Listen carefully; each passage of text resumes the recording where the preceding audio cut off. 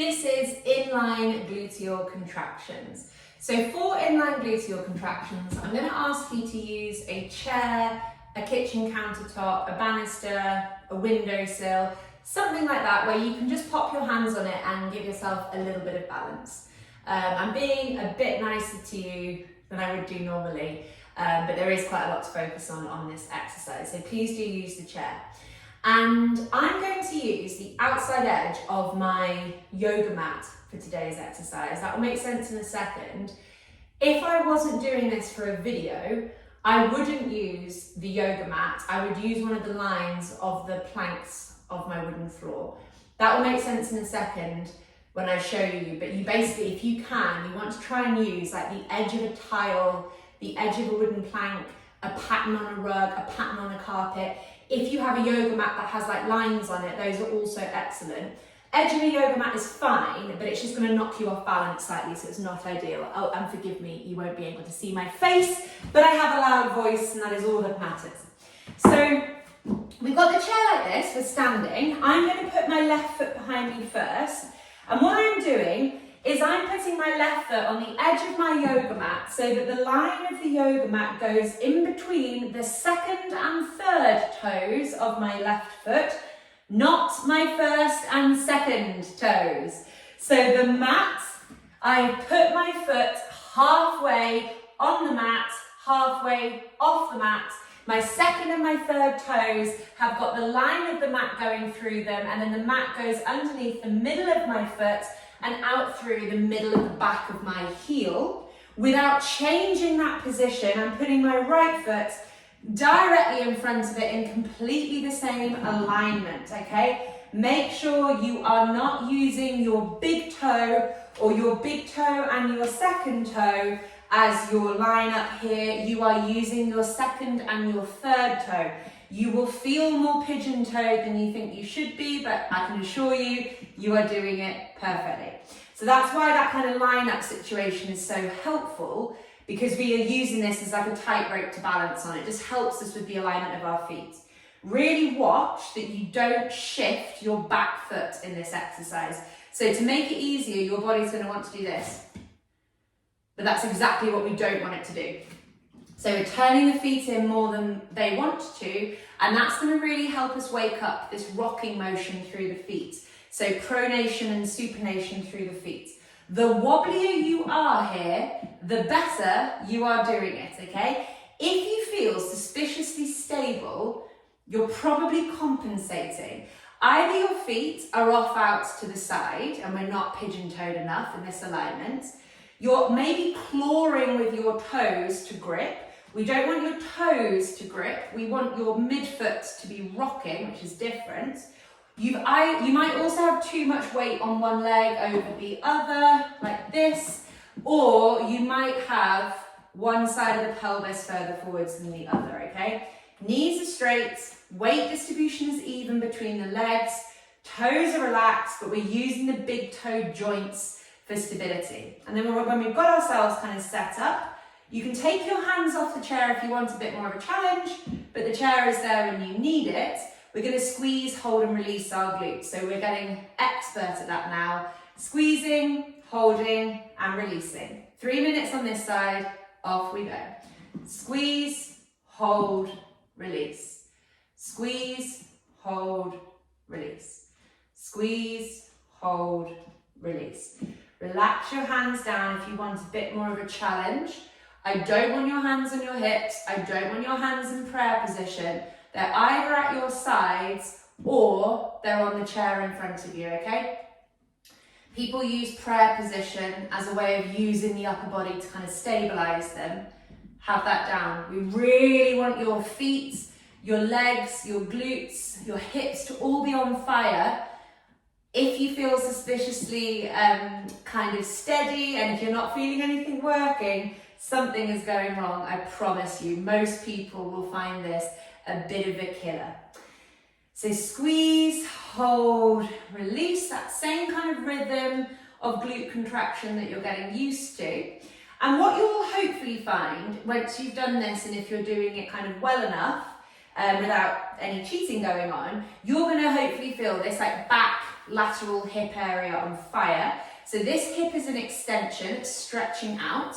We're obviously working the glutes with that contraction movement, but just the stabilization of keeping your rear leg behind you like this is really going to wake up like your glute minimus, your glute medius at the side here. You may also be feeling a great deal through your calves, through your ankles, through your feet, and that is great. So we're getting the feet talking to the hips and the glutes again. Try and relax the toes, watch the alignment of your feet. So have they started deviating away from the tightrope as you got a bit more tired? Obviously, remember, you can feel free to stop whenever you like. We've got just over another minute here.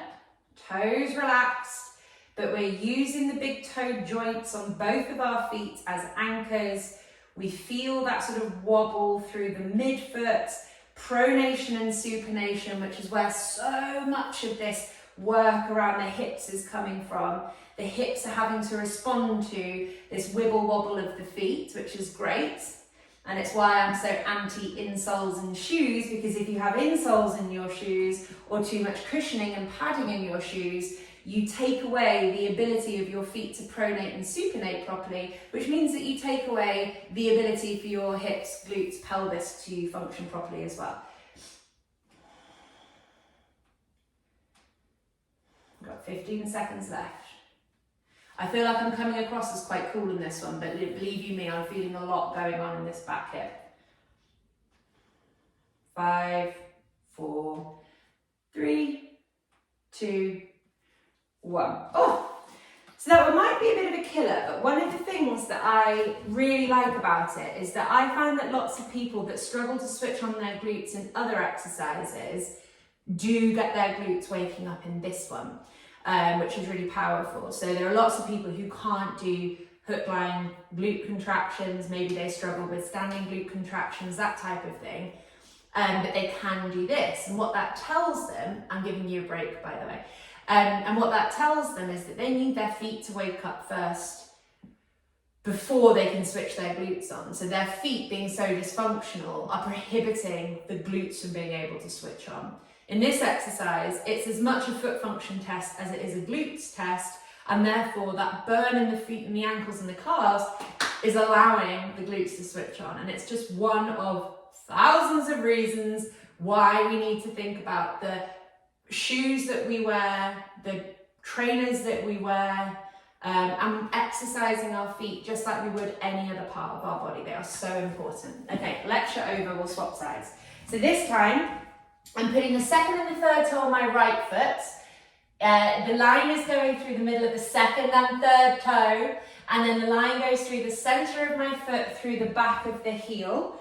Without moving that right foot, I put the left one directly in front in exactly the same alignment, slightly pigeon-toed, finding my balance as I kind of stand up, making sure that I'm not putting too much weight on one leg over the other leg, so my pelvis is kind of balanced in the middle of my 2 feet.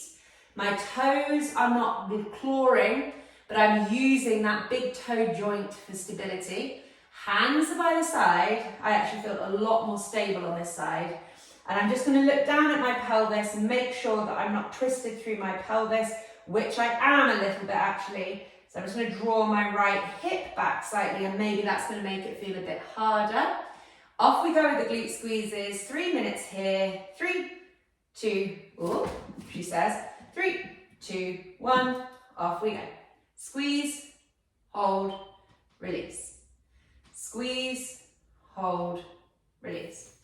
So whilst this should very much just be your glutes that are responding to this, not the standing position by the way, but the squeezing that you're doing, it should just be your glutes responding. I find with people that they're fairly good at not compensating with their abdominals. So when I do this exercise with like clients or people doing my courses and stuff, most people are fairly good at actually keeping their belly relaxed here. But what I do hear reports of is that people are tensing their quads. So they're like squeezing their quads rather than squeezing their glutes. And what I would say is, don't worry too much if you're doing that. It's telling you that your quads compensate for your glutes because they shouldn't be doing that. But hopefully, just with a little bit more practice, a bit more time, maybe a bit more burning through your feet, you will notice that it starts kind of moving out of the quads and starts going more into the glutes instead. I say that just because it reminded me, I can feel my quads like a little bit on this side, which is interesting because I hadn't felt that on the other side at all. So we're just making sure that we haven't shifted the feet, especially if you are wobbling all over the place. That's great, you're doing it amazingly. But when you wobble, you might be then tempted to kind of set your feet down and then off you go again, but your feet aren't in the right position.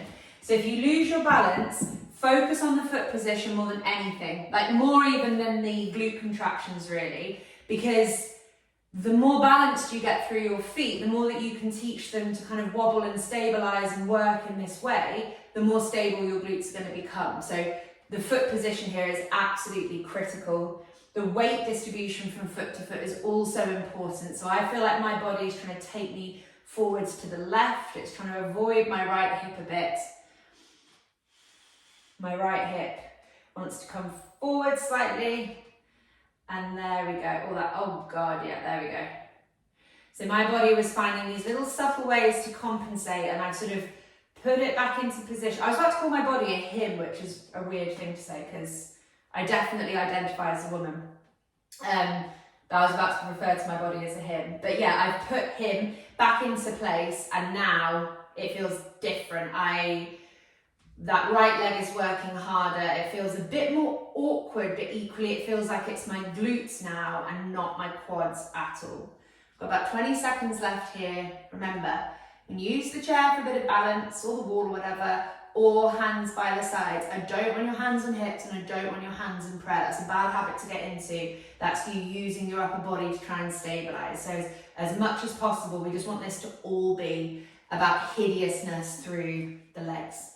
And that was 3 minutes on that one as well. So that was in-line gluteal contractions.